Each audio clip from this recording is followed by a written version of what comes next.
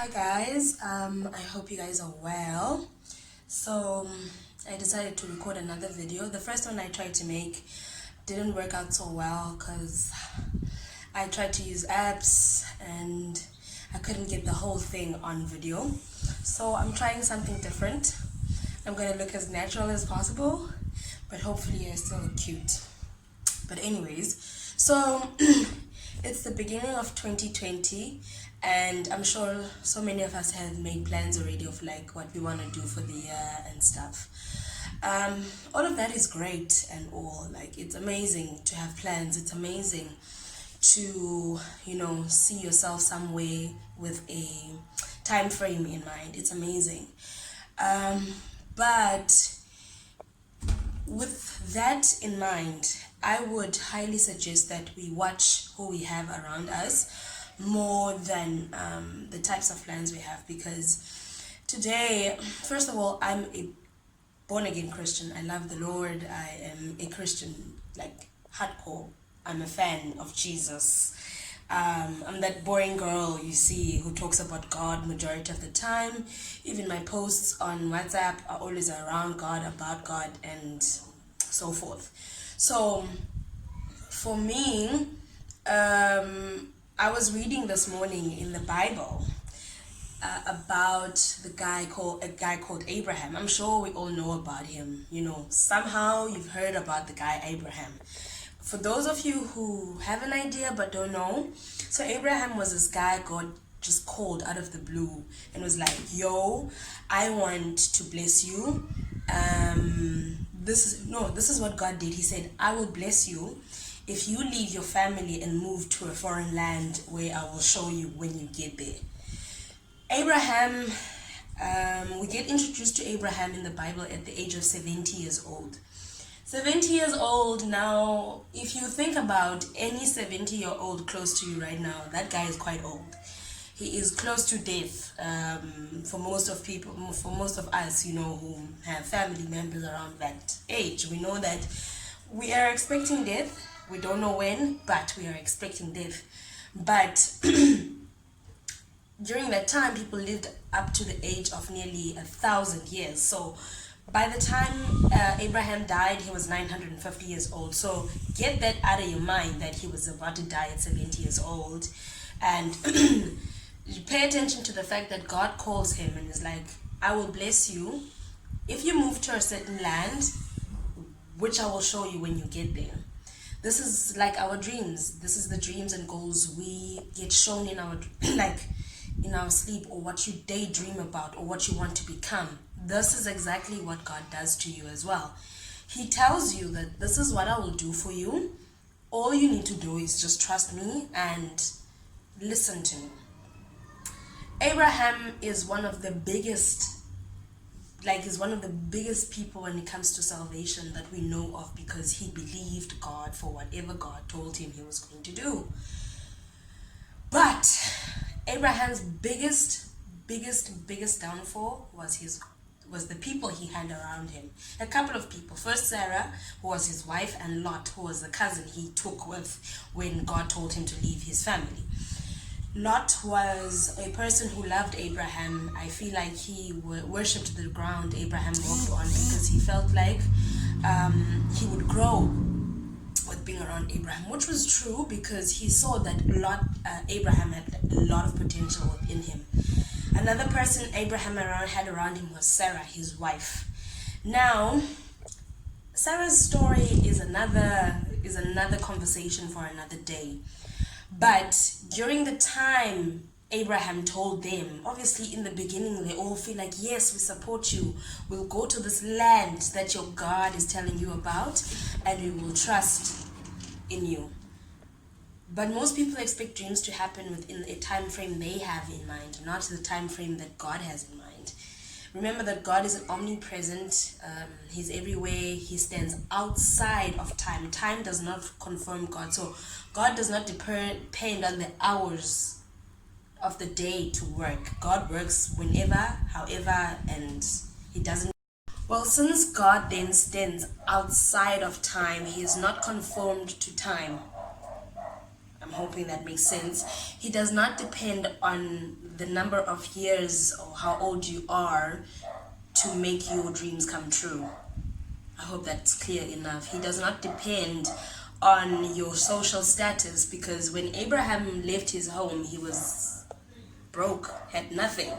And God was like, I am calling you, I will bless your descendants. If you read the story of Abraham and you listen to all the promises God had for him, God basically told him about every king we would find out about in the Bible.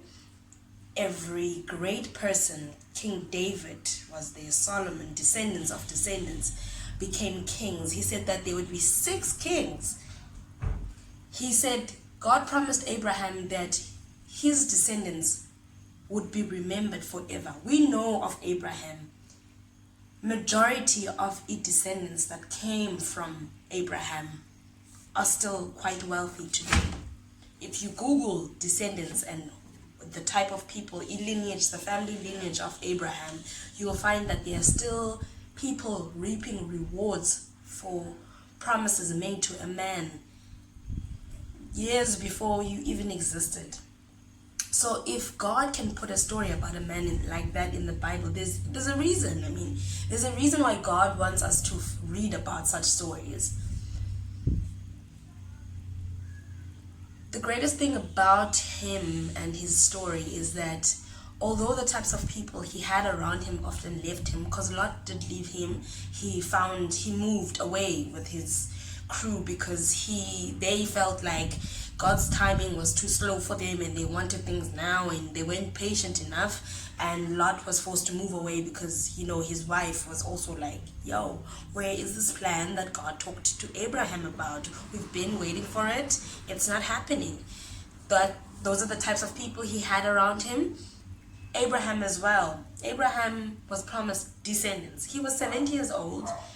By the time God promised him a child, his wife was around the same age as well. At 90 or 70 years old, you can barely, it's like impossible to have children. It's impossible to have children. That's what society tells us today. That's what medicine, that's what science tells us today.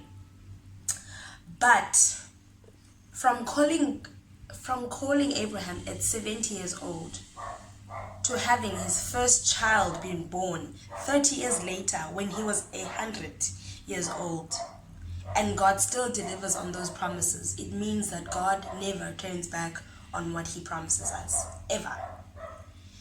If you read their story, you will find that they made decisions on their own to try and fulfill God's plan because it wasn't happening in the time frame they wanted. So, like Sarah was like, yo, I feel like God is like, maybe God missed a detail there, and the best solution would be for you to sleep with my slave and get her pregnant, and then you can have kids with her. Only to find out that God really didn't lie when he said she would have a son, and had a son, and then now had to affect 2 people. That story alone has so many preaching points that any pastor would appreciate. But the main reason why I wanted to post this video was to tell you guys that it's the beginning of 2020. There's promises and dreams and goals you have and things you want to achieve. And sometimes it's going to feel like it's not happening, it's delaying, and it's not going the way you saw in your dream. Most times it happens like that. You will feel betrayed by people.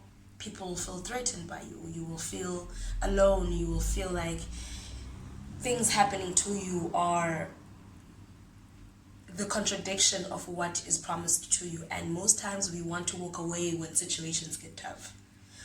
I would encourage you to believe in something bigger than yourself first. Find out why you want to become the person whom you want to become. Make sure that your why is bigger than yourself. It's not just about you wanting to make money and be rich and live a fancy life. It must involve other people. It must involve serving other people. It will take time to achieve exactly what you want. It will take hard time. It will take sweat, blood, betrayals, loss. It will take so much out of you. But God's promise is never a lie. It's 2020. I'll probably post more of these, as natural as I am, to basically talk. I love talking. I'm a talker. And I want to talk as much as I can. So, the first video of the year, the first proper video, because this is like the second one. The first proper video, I am going to name it Watch Your Surroundings. Get people who will encourage you to follow those dreams. Get people who will see and understand your pain at the moment, but not let you give up on your dreams. Get people who understand what you want. Get people, this is the people you need to have in your life. You don't need to be everyone's friend. You can cut some people off. You don't need to make everyone happy. You don't need to be everybody's friend. But you need to live out your dream before your time on earth runs out. Get people who inspire you. You can tell them about your problems. It's not that they won't listen. Some won't just care. Some will tell you everybody's got problems. And that's not a bad thing. There will be those who are willing to comfort you during your hardest times. But make sure that you have people around you who will still talk you into your dreams and not out. It's been great, guys. I'm hoping you guys had a fantastic week. I'll see you soon. Bye.